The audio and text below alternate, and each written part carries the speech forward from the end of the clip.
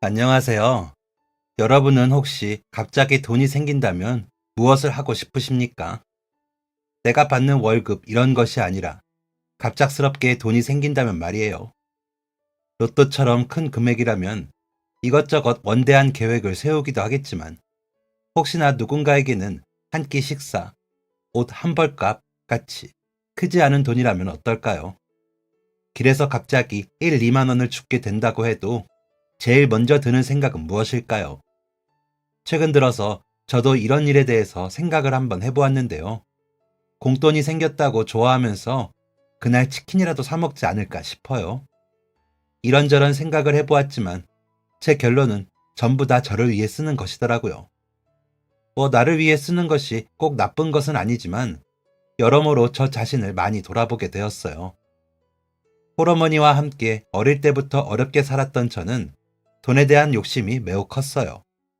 어릴 때부터 우리 집에 딱 하나 없어서 힘들었던 게 바로 돈이었으니까요. 가난한 집안에서 살았던 모두가 그런 것은 아니겠지만 저는 유독 돈에 대한 집착이 심했어요. 무슨 일 하든 상관없이 나는 무조건 돈을 많이 버는 사람이 될 것이다 라는 것이 제 목표였거든요. 거창한 장래 희망도 아이들이 한 번씩 꾼다는 허황한 꿈도 저에게는 해당하지 않았어요. 오직 돈, 부자가 되는 것이 유일한 꿈이었으니까요. 동네의 작은 가내수공업장에서 일해서 겨우 입에 풀칠할 수 있었던 우리 집은 아버지가 제가 태어나기도 전에 돌아가시면서 늘 어머니께서 가장 역할을 대신했어요. 어릴 때 부모님이 다 돌아가셔서 딱히 기댈 것도 없던 어머니는 온전히 혼자 힘만으로 저를 키워주셨죠. 먹는 것도 입는 것도 마음대로 해보신 적이 한 번도 없었어요. 눈 뜨면 일하러 가고 돌아오면 자식을 챙기고 다시 눈 뜨면 돈을 벌러 가고 어릴 때는 그런 하루가 너무 익숙해져서 그리고 부모님들은 다들 일하러 다니는 거라고 막연히 생각했기에 그 삶이 얼마나 힘들고 고된지에 대해서 깊이 생각해 본 적이 없었어요. 하지만 자라면서 제가 혼자 힘으로 돈을 벌고 생계를 꾸려가야 하는 입장이 되어 보니 알겠더라고요. 자식 하나를 위해서 이 악물고 휴식도 여유도 없는 삶을 반복하는 것이 얼마나 힘든 일이었는지 말이죠. 늘 지치고 피곤한 얼굴의 어머니는 제가 나이를 먹을수록 그 모습이 너무나 안쓰러웠어요. 다른 어머니들은 매일은 아니라도 가끔은 화장도 하고 아주머니들끼리 모여서 매일매일 집에서 밥 짓고 빨래하는 게 얼마나 귀찮고 번거로운지에 대해서 수다도 떨고 일상에 그래도 작은 쉼이 있는데 어머니에게는 그런 게 전혀 없었으니까요. 일주일에 5일을 공장에서 일하고 겨우 쉬는 이틀도 동네 양계장에서 일손을 도왔어요.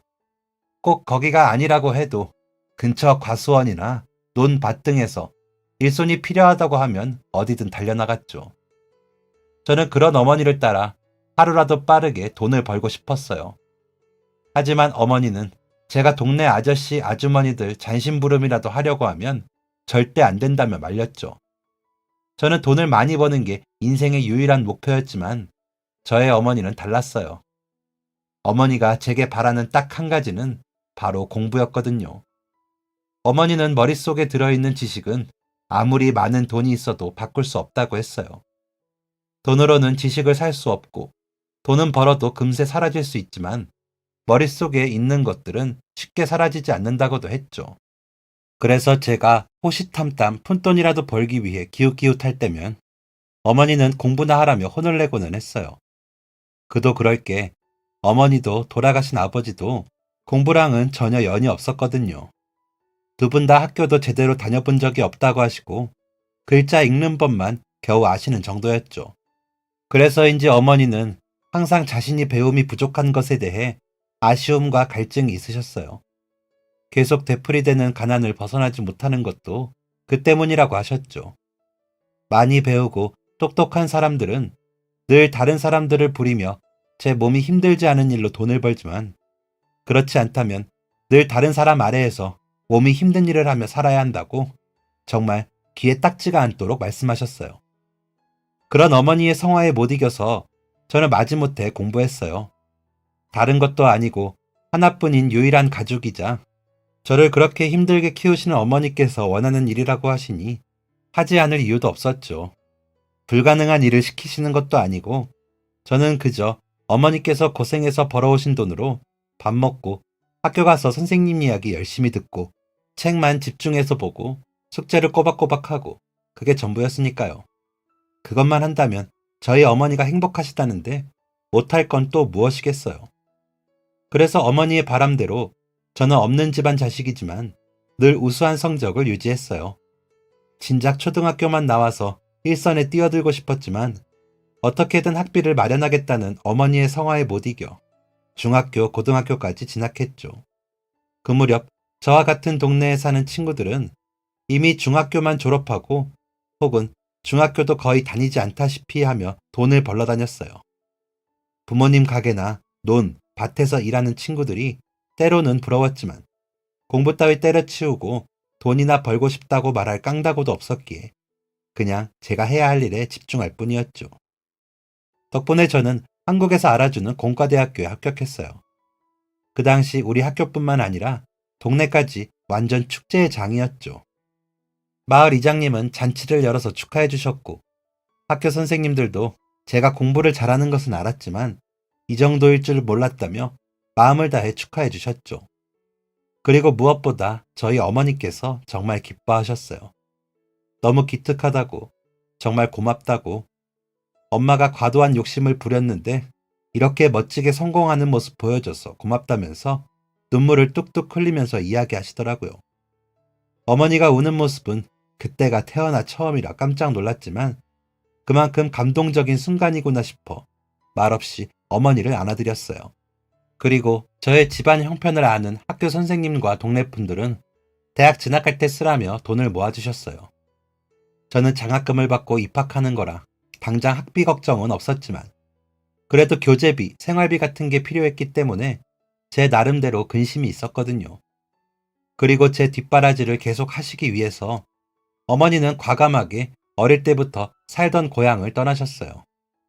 저와 함께 학교 근처에 집을 구해서 지내기 시작하셨죠. 그리고 이사를 하여서도 여전히 일하면서 제가 공부에만 집중할 수 있도록 해주셨어요. 다 큰 성인이 어머니 도움을 받으며 공부한다는 게 때로는 부끄럽기도 하고 이래도 되나 싶은 생각이 들기도 했지만 그래도 어머니의 뜻이 그러하니 말릴 수는 없었죠. 대신 저 역시 이제 성인이고 어느 정도 능력을 갖추었으니 어머니 몰래 학생들을 가르치면서 돈을 벌었어요. 대학에 진학한 후에도 늘 우수한 성적을 유지했어요. 동기들과 후배들에게는 동경의 대상이, 교수님들에게는 늘 사랑받는 제자였죠. 학교 생활도 열심히 한 덕분에 졸업까지 장학금 한 번 놓친 적이 없고 우수한 성적으로 졸업하면서 유명 회사에 취직하게 되었어요. 의료 분야의 첨단 기술을 접목해서 개발하는 곳이었는데 처음 입사하고 월급을 받았을 때 정말 깜짝 놀랐어요. 그동안 어머니께서 공장이나 식당에서 벌었던 돈의 몇 배나 되는 금액이 들어왔거든요. 저도 모르게 처음 월급 받은 날 눈물이 났어요. 이런 게 어머니께서 늘 말씀하셨던 거구나. 이런 게 성공이라는 거구나 싶은 생각이 들었거든요. 그 돈을 몇 번이나 다시 보고 또 다시 보면서 처음으로 공부하기를 잘했다는 생각이 들었어요. 그리고 제가 받은 월급을 그대로 어머니에게 드렸는데 처음에 너무 깜짝 놀라시더라고요. 이 금액이 정말 한 달마다 들어오는 월급이 맞냐면서 몇 번이나 눈을 비비며 믿을 수 없어 하셨죠. 저랑 어머니는 서로를 부둥켜 안고 이제 됐다, 됐어를 외치면서 기뻐했어요. 그러면서 제가 너무 자랑스럽다는 말도 덧붙이셨죠. 그 뒤로 저의 삶은 조금씩 나아지기 시작했어요. 집도 처음 저희가 이사 올 때 살던 곳보다 조금 더 깔끔하고 좋은 곳으로 옮겼고 처음으로 어머니를 모시고 비싼 고기를 먹으러 가기도 했죠. 백화점에 모시고 가서 예쁜 옷과 신발, 화장품을 사드렸을 때는 세상을 다 가진 듯 했어요. 서투르지만 화장하고 우아하게 드라이하고 나와 수줍은 듯 거울을 보는 어머니의 모습을 보며 정말 많은 생각이 교차했어요. 우리 어머니는 참 곱다는 생각이 들기도 하고 어머니도 저렇게 꾸밀 줄 아시는구나 하는 생각도 들고 또 그동안 저 때문에 이렇게 예쁜 모습을 마음껏 꾸미지도 못하고 다니셨구나 하는 생각이 들어 죄송한 마음도 들었어요. 그리고 어머니의 모습을 보면서 다시 한번 다짐했죠. 내가 더 열심히 하자. 잘하자. 그래서 지금까지 나를 키우느라 고생하신 어머니에게 조금이라도 더 보답하고 행복하게 해드리자고요. 그리고 어느새 회사에 다닌 지도 5년 차가 되었어요. 저는 그동안 돈도 꽤 모았고 삶은 어릴 때와는 비교도 할 수 없을 정도로 안정적이었죠. 어릴 때 늘 하던 돈 걱정도 어느 순간부터 하지 않았고 당장 이번 달 집세가 없을까, 먹을 거는 어떻게 살까 하는 걱정도 해본 적이 없었어요. 여름에는 시원하고 겨울에는 따뜻한 집에서 지내며 먹고 싶은 음식은 언제든 사 먹을 수 있을 정도였죠. 그런데 일이 익숙해지기 시작하고 생활이 안정화되기 시작하면서 슬슬 다른 생각이 들기도 했어요. 그 당시 제가 아는 선배와 후배가 힘을 합쳐서 새로운 회사를 운영하려고 계획하고 있었거든요. 우연히 모임에 나갔다가 그 이야기를 듣고는 솔깃해지더라고요. 아이템 자체가 꽤 괜찮아 보여서 실행하면 꽤 성공적이겠다는 느낌이 들었어요. 또 진짜 돈을 벌기 위해서는 남들보다 뒤처지거나 남이 주는 일에 만족하지 말고 내가 남을 앞서가야 한다는 이야기에 혹하기도 했죠. 그 부분에 있어서는 저도 매우 공감하는 바였으니까요. 남의 밑에서 주어진 일만 해내는 것은 결국 제자리 걸음일 뿐이지. 진짜 큰 돈을 벌려면 내가 가진 기술력으로 다른 사람들보다 빠르게 치고 나가야 하는 거죠. 하지만 충분한 월급에 좋은 직장을 그만두기란 쉽지 않을 일이기는 했어요. 지금 이렇게 나에게 과분한 돈을 벌고 있는데 여기를 박차고 나가서 과연 하고 싶은 일로 돈을 벌 수 있을까 하는 고민이 됐었죠. 그리고 어머니를 설득하는 것도 걱정이 되었어요. 잘 다니는 좋은 직장을 그만두고 확실치 않은 일에 매달리겠다는 이야기가 선뜻 나오지 않더라고요. 그래서 우선은 사람들이 회사를 준비하는 과정을 옆에서 계속 도왔는데 곁에서 보면 볼수록 자꾸만 욕심이 생겼어요. 그래서 결국 과감하게 저도 함께 창업을 준비하기로 했죠. 어머니에게 이야기를 드리기 직전까지 걱정이 많이 됐어요. 당장이라도 뜯어 말리실 게 분명했거든요. 하지만 어머니의 반응은 제 예상과 매우 달랐어요. 오히려 하고 싶은 일이 있다면 실컷 해보라며 응원을 해주시더라고요. 제 예상과 크게 다른 어머니의 반응에 매우 놀랐지만 그래도 걱정이나 반대가 아닌 응원을 해주신 덕분에 저는 용기를 내어 사업에 도전할 수 있었어요. 그렇게 꼬박 1년을 창업 준비를 했고 마침내 저는 같은 학교 출신이었던 선배 후배와 함께 공동 대표로 사업을 시작했어요. 다른 사람 밑에서 주어진 일만 묵묵히 수행하다가 내가 주체가 되어서 일을 끌어내 가야 하다 보니 어려운 점이 꽤 많았어요. 저희가 운영하는 기술 자체는 이제까지 해왔던 일들과 크게 다른 부분은 없었지만 사업은 제가 가진 기술을 갈고 닦는 것만으로는 충분하지 않았어요.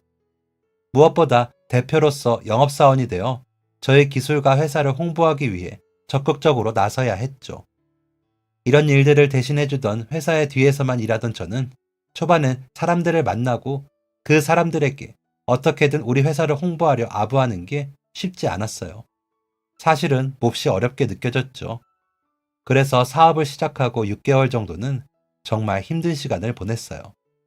하지만 저는 똑똑한 편이었고 무엇이든 빨리 배우는 편이었기에 사업도 마찬가지로 금세 배워나갈 수 있었죠. 그래서 우리 회사는 한동안 고전했지만 시간이 갈수록 조금씩 빛을 발하기 시작했어요. 사람들 만나서 우리 회사에 대해 아부하는 것도 처음에는 어려웠지만 발표도 미팅도 프레젠테이션도 거침없이 진행할 수 있었죠. 그렇게 1년쯤 되니 우리 회사는 이제 막 시작한 신생기업치고 꽤 많은 주목을 받았어요. 다들 저희가 만든 기술의 서비스를 받고 싶어서 연락을 했죠. 이전에는 무조건 다른 사람들에게 어떻게든 우리 회사를 좀 알아줬으면 하는 마음으로 연락하고 만나왔다면 이제는 오히려 사람들로부터 먼저 연락받게 되었죠. 수익도 차츰 늘어갔고 처음에는 3명의 공동대표가 수익을 나누기에는 턱없이 부족했지만 점점 더 이전의 연봉이 부럽지 않을 만큼 수입이 늘어갔어요. 그리고 창업을 한 지 3년 만에 저희는 어느새 이전에 벌던 연봉을 훨씬 뛰어넘는 돈을 벌 수 있었죠. 돈을 벌어들이기 시작하면서 회사도 크게 상승세를 이어나갔어요. 돈이 돈을 번다는 말처럼 회사의 수입이 늘어나니 더 좋은 장비를 구입하고 시설을 마련하고 유능한 인재를 데려올 수 있었죠. 회사는 차츰 커졌고 거의 3명의 공동대표를 주축으로 운영되었던 회사는 이제 건물 한 층에 직원들이 꽉 찰 정도로 규모가 성장했어요. 그리고 회사를 운영한 지도 어느새 5년이 되었을 때쯤이었어요. 이대로 계속 상승세를 이어가며 대기업이 될 것만 같던 저희 사업은 새로운 국면을 맞이하게 되었죠. 그 당시 대부분의 사업이 하나둘씩 무너져 내려가고 있었어요. 저희뿐만 아니라 대한민국 곳곳에 크고 작은 사업들이 붕괴를 맞이하고 있었죠. 회사는 어려웠고 나라도 어려웠고 국민들 주머니 사정도 어려웠어요. 그러다 보니 저희와 함께 일하던 거래처들에도 영향이 가기 시작했어요. 유행이나 시대를 타지 않는 기술력이라 어려움이 없을 줄만 알았던 저희는 크게 당황했어요. 저희의 기술만이 문제가 아니라 저희의 기술을 이용하는 다른 업체들도 신경 썼어야 하는 거죠. 하지만 이미 속수무책이었어요. 국가의 경제는 큰 위기를 맞이했고 이것을 뛰어넘을 돌파구는 전혀 없어 보였죠. 설상가상 기울어져가는 회사 사정을 보더니 후배는 발빠르게 사업에서 발을 뺐어요. 자신은 불안해서 더 이상 함께하지 못하겠다면서 외국으로 기술 이민을 준비해서 떠나겠다고 했죠. 그러면서 처음 투자한 금액 역시 빼겠다고 선언하며 그동안 일한 부분에 대한 퇴직금까지 요구했어요. 자신이 투자한 금액과 기술에 대한 보답을 받아야겠다는 거죠. 그가 참여한 역량을 무시할 수 없었기에 요구를 들어줄 수밖에 없었어요. 후배가 투자한 자금과 보상을 해주고 나니 회사는 크게 휘청거렸어요. 거래처에서는 줄줄이 부도 소식이 들려오고 당연히 우리 회사도 더 이상 유지를 하기 어려워졌죠. 하루아침에 모든 게 무너져 내리는 것만 같았어요. 어떻게든 버텨보자는 심정으로 버티고 버텼지만 결말은 처참했어요. 큰 빚만 떠안은 채 회사 문을 닫아야 했거든요. 마지막까지 함께 해준 직원들의 월급과 퇴직금을 챙겨주고 나니 제 몫으로 남은 건 어마어마한 양의 빚뿐이었죠. 저는 크게 상심했어요. 취직을 다시 하려고 생각했지만 이런 불경기에 나이까지 많은 제가 갈 수 있는 곳은 없었죠. 태어나 처음으로 어떻게 해야 할지를 모르겠더라고요. 늘 눈앞에 답이 있다고 생각했는데 처음이었어요. 아무리 생각하고 노력해도 아무런 답을 찾을 수가 없었죠. 아내와도 이혼했어요. 제 몫의 빚을 아내와 부담할 수 없었거든요. 저 때문에 가족들을 힘들게 하고 싶지 않았기도 하고 아내 역시 회사가 어려워지면서 계속해서 저랑 다투면서 매우 지친 상태였어요. 사실 다 제가 잘못한 일이기는 해요. 답이 없이 막막한 상황을 보니 가족들을 멀리하고 같이 마주할 때면 신경이 곤두서서 늘 날카롭게 대했거든요. 이미 지칠 대로 지쳐있던 저희는 원만하게 합의 이혼을 진행했어요. 다행히 저희 사이에는 아직 자식이 없었죠. 엎친 데 덮친 격이라는 말처럼 어머니까지 쓰러지셨어요. 병원에서 치료를 시작했지만 별다른 차도가 없었죠. 결국 얼마 지나지 않아 어머니는 세상을 떠나셨어요. 아직 제가 받은 것을 다 효도하려면 멀었는데 마지막에는 다시 고생만 시키다가 보내드린 것 같아 마음이 너무 좋지 않았어요. 그나마 제가 마지막으로 정신을 잡고 있었던 것은 어머니 덕분이었는데 그런 어머니가 돌아가시고 나니 더 이상 저는 삶에서 중요한 것이 아무것도 없는 것 같았어요. 나에게 남은 게 무엇인지 인생을 돌아보니 채무와 떠나간 가족들 뿐이더라고요. 그 후 저는 크게 방황하기 시작했어요. 더 이상 일자리도 알아보지 않았고 그럴 의지도 없었어요. 술로 매일매일 지금을 잊기 위해서 지낼 뿐이었죠. 그렇게 생각 없이 지내다 보니 어느새 저에게 남은 게 정말 아무것도 없었어요. 제대로 된 집도 없어서 길에서 생활하기 시작했거든요. 언제 마지막으로 머리를 감았는지, 샤워했는지, 제대로 된 식사는 언제가 마지막이었는지도 기억나지 않았어요. 그냥 떠돌이처럼 여기저기 몸이 움직이는 대로 그렇게 살아갔었죠. 그렇게 노숙 생활을 한 1년 가까이 했어요. 몸도 마음도 망가질 대로 망가져 있었죠. 그러던 중 우연히 한 지인분이 저를 발견했더군요. 그날도 별다를 것 없이 무료로 밥을 나눠주는 곳에서 줄을 서 있었는데 그곳에 봉사를 나온 분이 저를 알아본 거예요. 그리고 그곳에서 들은 이야기에 제 인생은 다시 한번 전환점을 맞이했어요. 저를 알아보신 그분은 제 아내와도 알고 지낸 사이였는데 제가 전혀 모르고 있던 소식을 알려주었거든요. 저에게 아이가 있었어요. 생각하지도 못한 일이었죠. 알고 보니 아내는 저와 이혼할 때 임신 중이었더라고요. 이혼을 결정할 때쯤 알았지만 괜히 자식이 생겼다는 이유로 저에게 부담을 주고 싶지 않아 비밀로 했다고 해요. 그리고 이후 혼자서 아이를 낳아 기르며 지내고 있다고 하더라고요. 미술을 전공해서 저랑 결혼할 때만 해도 힘든 일은 한 번도 해본 적이 없는 아내였는데 지금은 미술학원에서 강의를 하고 남는 시간에는 식당에서도 아르바이트하고 있다고 했어요. 친정집에서 아이를 키우면서 지내고 있다는 이야기에 저는 순간 머리를 쾅 하고 맞은 것 같았어요. 저에게 아이가 있었다니 어머니가 어릴 때 혼자서 저를 양육하느라 그렇게 힘들게 살아오신 것을 아는 제가 저는 멀쩡히 살아있으면서도 아내에게 같은 짓을 했다는 것이 정말 미안하고 또 미안했어요. 나란 인간 진짜 한심하다는 생각이 들면서 마음이 너무 괴롭더라고요. 그렇게 정신이 번쩍 들었어요. 지인분에게 돈을 빌려달라고 부탁해 바로 목욕탕에 가서 샤워를 하고 이발했어요. 그리고 공사 현장을 다니면서 일을 시작했죠. 일하는 틈틈이 다른 취업할 만한 곳이 있는지 알아보며 여기저기 이력서를 뿌리고 다녔어요. 주변 지인들에게도 오랜만에 연락해 혹시 작은 일이라도 제가 할 만한 일이 있다면 연락 달라고 부탁했죠. 지금의 모습으로는 아내와 아이 앞에 나타날 수 없다고 생각했어요. 그래도 내가 두 사람을 굶기지 않을 능력을 갖추고 그때 찾아가지 싶었죠. 하지만 그렇다고 너무 늦어도 안 됐어요. 이미 저와 이혼한 이후로 아내는 많이 힘들었을 테니까요. 하루라도 빠르게 아내와 아이를 찾아가고 싶어 매우 필사적이었어요. 그러던 중 지인분이 자신이 운영하는 공장에서 단기 계약직 근로자를 구하고 있다며 혹시 일해보는 것이 어떤지 연락했어요.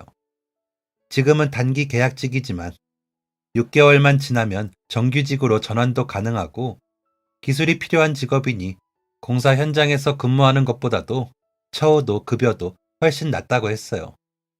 실제로 환경도 급여도 훨씬 나은 게 맞았고요. 다만 이전에 대기업에 다니고 회사 대표까지 역임했던 제가 직원 중 가장 낮은 직급을 해도 괜찮은지 걱정하더라고요. 하지만 그 당시 저는 물불 가릴 여유가 없었어요. 우리 가족들을 위해서 제 자존심 같은 것은 아무것도 아니었죠. 그리고 숨만 쉬면서 일했어요. 제대로 먹지도 쓰지도 않고 공장에서 추가 근무가 있으면 무조건 하고 쉬는 날이면 공사 현장에서 근무하며 일당을 받았죠.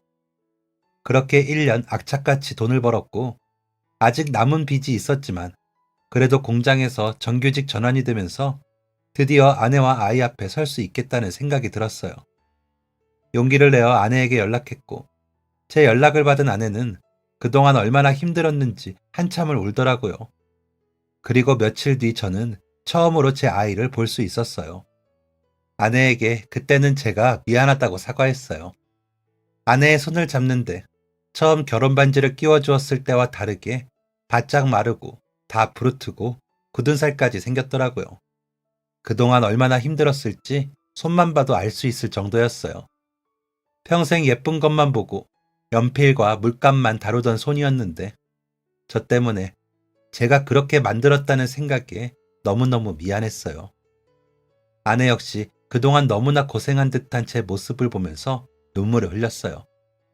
그리고 저희는 그때 우리가 서로를 싫어해서 헤어지게 된 것이 아니라는 이야기를 나누며 다시 재결합하기로 했습니다. 당장은 크게 달라지는 점은 없었어요. 저는 여전히 공장 기숙사에서 지냈고 아내는 아이와 함께 처가댁에서 지내며 일했어요. 다만 저희의 상황과 제 마음이 달라졌죠. 저에게는 이제 다시 한번 행복하게 해주고 싶은 가족이 생겼고 다시 잘 살아야 할 목표가 생겼어요. 그저 상황이 조금 변했을 뿐인데 제 마음부터 정신, 의지, 주변의 모든 게 달라지더라고요.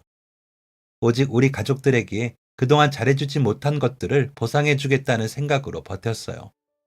3년이 지나면서 저는 공장의 정규직으로 전환되었을 뿐만 아니라 파트장이 되었어요. 그리고 5년이 지났을 때는 공장에서 제가 없으면 되지 않을 정도가 되었죠. 그 위치에 오르기까지 정말 열심히 노력했어요.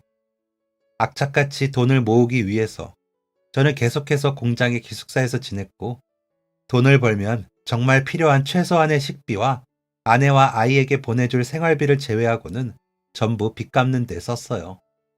그리고 마침내 10년 우리 공장의 공장장으로 근무하게 되었고, 빚을 다 갚았을 뿐만 아니라 어느새 여윳돈을 모으고 있는 정도가 되었죠.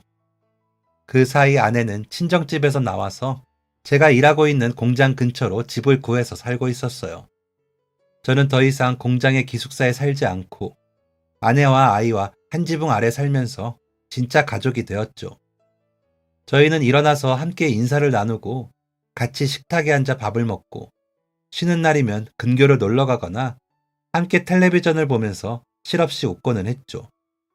집으로 돌아와 저를 맞아주는 아내와 아이를 바라볼 때면 가끔은 제가 노숙 생활을 할 때가 떠오르고는 했어요. 아무런 의지도 목표도 없이 그저 정처 없이 떠돌면서 술에만 의지하며 한심하게 살았던 제 인생에서 가장 최악의 모습 말이죠. 그 시기를 끊어내고 다시 제자리에 돌아오기까지 참 많은 시간이 걸리기는 했지만, 그럴 기회를 만들어준 아내와 아이에게 너무 감사하기도 해요.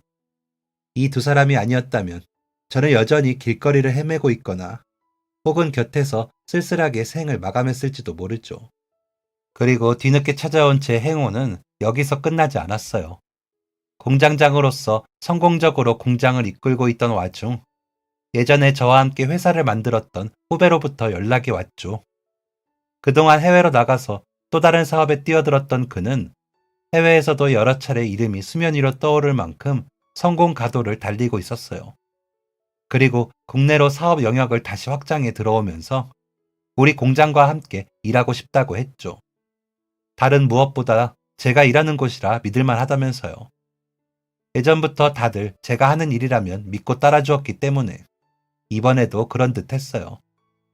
그리고 본격적으로 저희 본사와 이야기를 하여 저희는 해외에까지 연계되는 큰 프로젝트를 이끌게 되었죠. 덕분에 우리 공장과 본사는 크게 사업 영역을 확장해 나갔어요. 본사에서도 저의 능력을 인정해 주어서 연봉도 크게 올랐죠. 그리고 거기서 끝나지 않고 계속해서 연봉도 오르고 승진도 진행되었어요. 더 이상 과거의 제 모습은 보이지 않을 만큼 높이 오르게 되었죠. 저는 공장장일 뿐 아니라 본사에서도 큰 직책을 맡고 있었고, 이제는 예전에 창업했을 때만큼의 연봉이 부럽지 않았어요. 이제는 좋은 집에서 아내와 아이들을 추울 때는 따뜻하게, 더울 때는 시원하게 보내게 만들어줄 수 있었고, 공부, 음악, 미술, 원하는 것은 무엇이든 할 수 있는 기회를 만들어줄 수 있었죠. 아내는 오래전부터 꿈꾸던 미술학원을 차렸고, 아내가 운영하는 학원 역시 동네에서 꽤 인기라 늘 프로그램에 정해진 인원이 꽉 찰 정도로 수강생이 들어왔어요. 이렇게 하루하루가 너무나 행복했던 어느 날, 저는 오랜만에 아내와 아이들에게 요리해주고 싶어서 마트에 들리게 되었어요. 회사 일로 바쁘지만 아내 역시 자기 사업으로 바쁘기 때문에 한 달에 3-4번 정도는 제가 요리부터 설거지, 집안일을 전적으로 도맡아서 하는 날을 정했거든요. 그래서 마트에서 장 보는 것부터 제가 해야 했기 때문에 그날은 본사에 회의를 하러 갔다가 조금 일찍 끝나서 동네 마트를 향했어요. 그런데 마트를 들어가려던 중 입구 쪽이 꽤 시끌벅적했어요. 보니까 마트 보안 직원이 한 어르신을 문 밖으로 쫓아내고 있더라고요. 어르신은 무언가를 열심히 설명하려고 애쓰시는 듯했고, 직원은 그저 밖으로 나가달라, 그렇지 않으면 경찰을 부르겠다는 이야기만 했어요. 얼핏 돈이라는 단어가 들리기는 했지만 자세한 상황은 알 수 없었죠. 한참을 소란스럽게 밖으로 쫓겨난 어르신은 직원이 마트로 들어가자마자 입구에 쪼그려 앉아 마치 세상이 무너진 듯한 표정을 지었어요. 앙상한 손가락에 꽤 오래 입은 듯 낡은 옷차림. 노숙자라고 하기에는 굉장히 깔끔한 모습이었는데 왜였는지 모르지만 이상하게도 그분의 모습을 보니 노숙자로 살던 제 과거가 떠오르더라고요. 도저히 그냥 지나칠 수 없어 저는 어르신에게 다가갔어요. 그리고 마침 지갑에 들어있던 5만 원을 어르신에게 내밀었죠. 무슨 일인지를 여쭈어보고 싶기도 했지만 혹시나 말하기 힘든 사연이 있을까 여쭤보기가 너무 어렵더라고요. 그래도 얼핏 제가 들었던 이야기에 돈이 관련되어 있어서 도움이 되지 않을까 싶어 어르신 이거 쓰세요 라면서 돈을 내밀었어요. 어르신은 그제야 물끄러미 고개를 들어 손에 쥐어진 돈과 제 얼굴을 번갈아 바라보았어요. 그러더니 이내 화색이 돌며 정말 고맙다는 인사를 하며 이 돈은 자신이 꼭 갚겠다고 하시면서 연락처를 알려달라고 하시더라고요. 연락처나 계좌번호를 알려주면 자신이 어떻게든 다시 돌려주겠다고 하시길래 저는 그렇게 큰 돈도 아니고 이 정도는 돌려받지 않아도 괜찮다고 도움이 되었다면 그걸로 충분하다고 인사를 드리고 마트 안으로 들어갔죠. 자세한 내용은 모르지만 돈이 문제였던 것 같은데 이제 해결이 되었겠지 싶어서 나름 뿌듯한 마음으로 마트에 들어갔어요. 그렇게 다시 마트에서 쇼핑하려는데 입구쯤에 다다르니 다시 시끄러운 소리가 들리더라고요. 사람들의 다급한 목소리와 서로 따지는 듯한 높고 날카로운 음성이 들려와 저도 모르게 뒤를 돌아보았어요. 그런데 돌아보니 아까 제가 5만 원을 드렸던 어르신과 마트 직원들이 다툼하고 있더라고요. 대체 이게 무슨 일인가 싶었는데 어르신은 마트로 들어오려고 하시는 듯 했고 직원은 계속 안 된다고 이야기를 하는 것 같았어요. 어르신은 손에 돈을 펼쳐 보이면서 돈 여기 있잖아요. 돈 있으니까 물건 살 수 있어요. 들어가서 필요한 것만 빨리 사고 나옵시다. 간절하게 이야기하고 계셨죠. 상황이 점점 험악해지는 것 같아 제가 나서야겠다는 생각이 들었어요. 가까이 다가가 무슨 일인지 물어보려 하는데 어르신께서 저를 보더니 무척 반가워하셨어요. 직원분들은 깊이 한숨을 내쉬더니 아까 제가 오기 전에 무슨 일이 있었는지를 이야기해 주시더라고요. 아까 물건을 잔뜩 고르시더니 계산대에서 지갑이 없어졌다고 하시는 거예요. 자기가 조금 전까지 정말 지갑이 있었는데 없어진 거라며 혹시 물건을 외상으로 달아줄 수 있냐고 하시면서 저희는 당연히 안 된다고 했죠. 그랬더니 진짜 자기가 돈이 있었다고 이따가 가져다 줄 테니까 지금은 물건을 그냥 주면 안 되냐고 계속 그러시는 거예요. 아휴, 그래서 저희는 계속 안 된다고 하고 돈 가져오셔서 다시 구매하시라고 했는데 그래서 언성이 조금 높아지다가 도저히 안 될 것 같더라고요. 계속 뭐라고 하시는데 아무튼 그 행색도 조금 그렇잖아요. 영 깔끔해 보이지도 않고 혹시 치매이신가 하는 생각도 들고 나중에 돈 가져와서 다시 구입하시라고 밖으로 내보냈는데 아까 일도 그렇고 괜히 손님들한테 무슨 문제라도 일으킬까봐 그냥 다음에 오시라고 이야기를 드린 건데 직원의 이야기에 어르신은 진짜 버스에서 지갑을 두고 내린 거라며 제발 믿어달라고 간절하게 이야기하고 계셨어요. 그리고 지금 꼭 사야 할 물건이 있어서 다음에 올 수가 없다고 다른 사람들한테 패기치지 않을 테니까 제발 물건을 살 수 있도록 해달라고 하셨죠. 너무나 간절하게 이야기를 하시는데 제가 도와야겠다는 생각이 들었어요. 그래서 저는 직원분께 혹시나 무슨 일이 일어난다면 제가 다 책임질 테니 저랑 어르신이랑 같이 들어가서 물건을 구입하고 나올 수 있게 해달라고 부탁했죠. 직원은 잠깐 난처한 표정을 짓더니 그럼 빠르게 다녀오시라고 옆에 꼭 붙어서 다녀오라며 저희를 들여보내 주었어요. 어르신은 자신을 매몰차게 대한 직원에게도 몇 번을 고개 숙여 고맙다는 인사를 하더라고요. 그러더니 물건을 구입하면서 저에게도 몇 번이나 고맙다고 인사를 하셨어요. 약속대로 필요한 물건을 빠르게 카트에 담아 구입을 하고 저도 어차피 살 게 있었기 때문에 제가 같이 계산하겠다며 어르신 몫의 쇼핑 물품까지 계산했어요.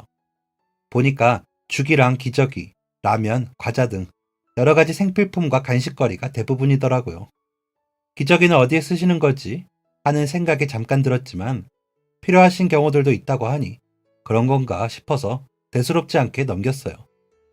어르신은 오늘 정말 큰 도움을 받았다며 제가 아니었다면 어떻게 되었을지 모르겠다고 정말 고마워하시더라고요.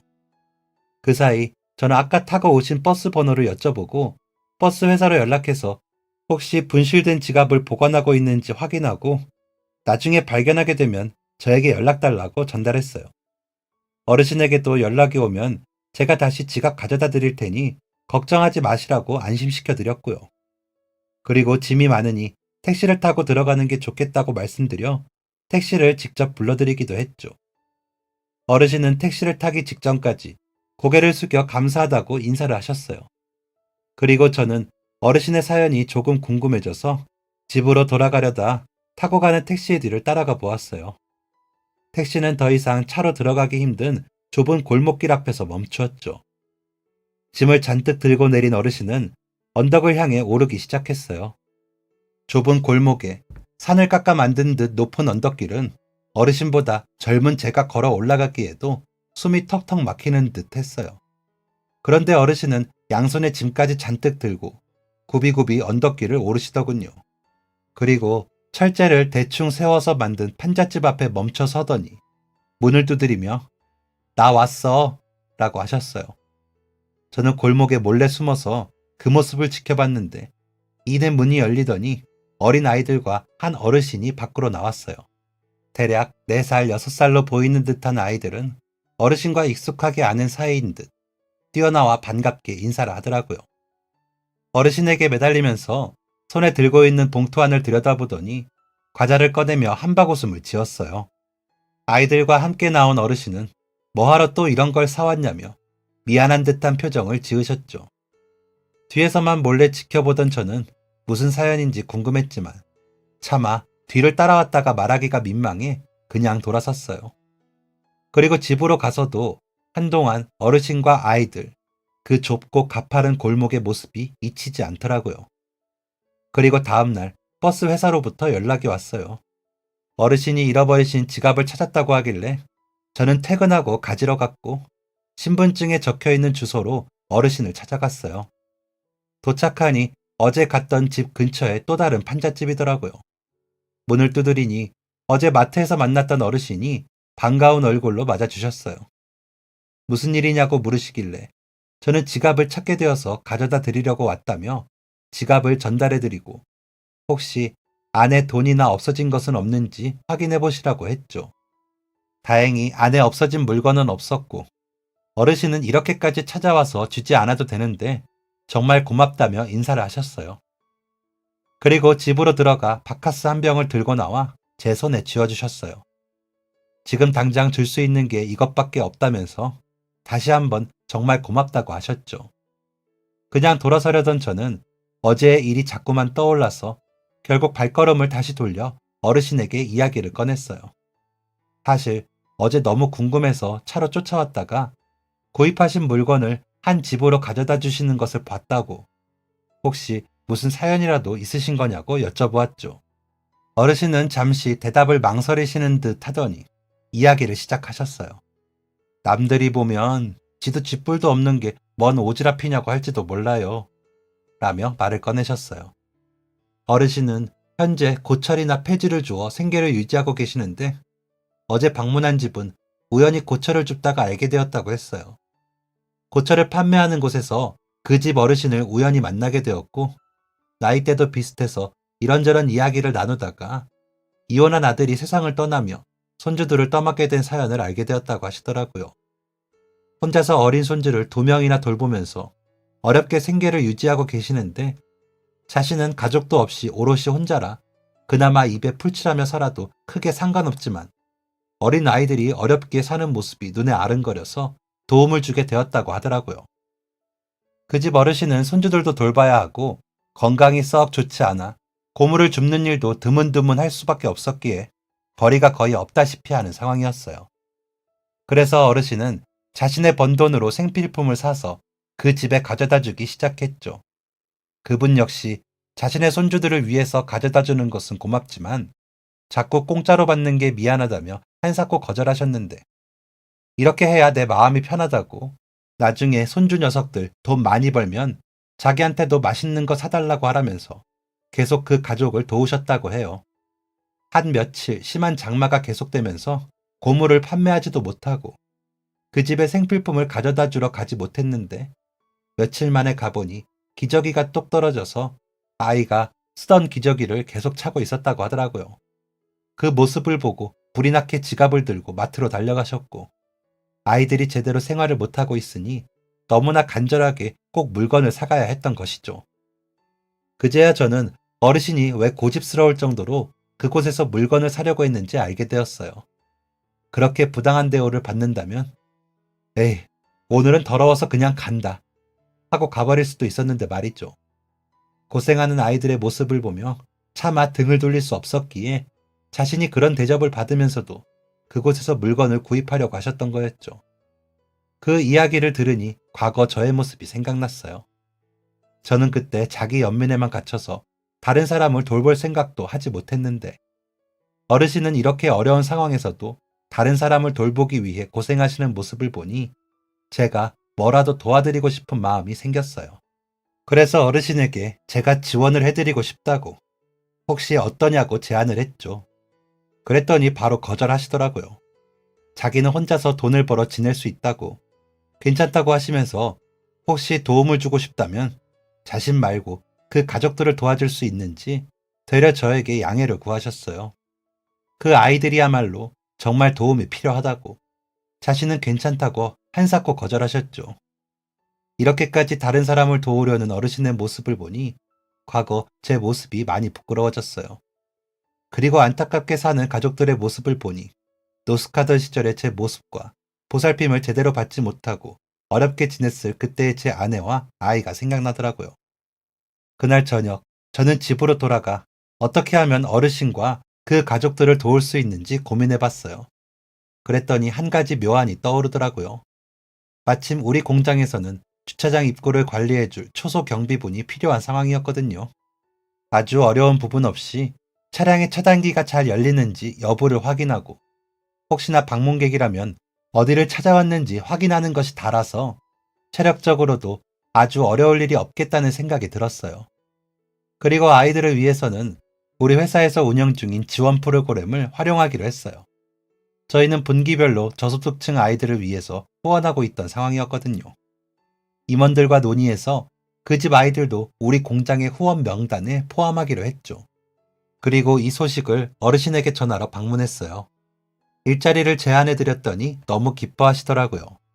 안 그래도 요즘 고철 쪽이 점점 돈이 되지 않아서 어려워지던 상황이었는데 일할 수 있는 곳을 찾을 수 있어 너무 다행이라고 하시면서요. 그리고 아이들을 위해서 후원을 진행하기로 했다는 이야기도 전달해드렸어요. 그랬더니 어르신은 제 손을 잡으면서 눈물까지 흘리시더라고요. 정말 고맙다고, 정말 고맙다고, 정말 자신에게도 그 아이들에게도 은인 같은 분이라면서 아이들에게 들어가는 돈은 자신이 월급 받은 것으로 조금씩이라도 보태겠다고 하시는데, 저는 어차피 저희가 원래 후원하던 프로그램이 있어 거기에 추가하는 것뿐이라 굳이 그럴 필요 없다고, 월급으로 나중에 더 필요한 곳에 쓰시라고 이야기해드렸어요. 그 후 어떻게 되었는지 궁금하실 것 같은데요.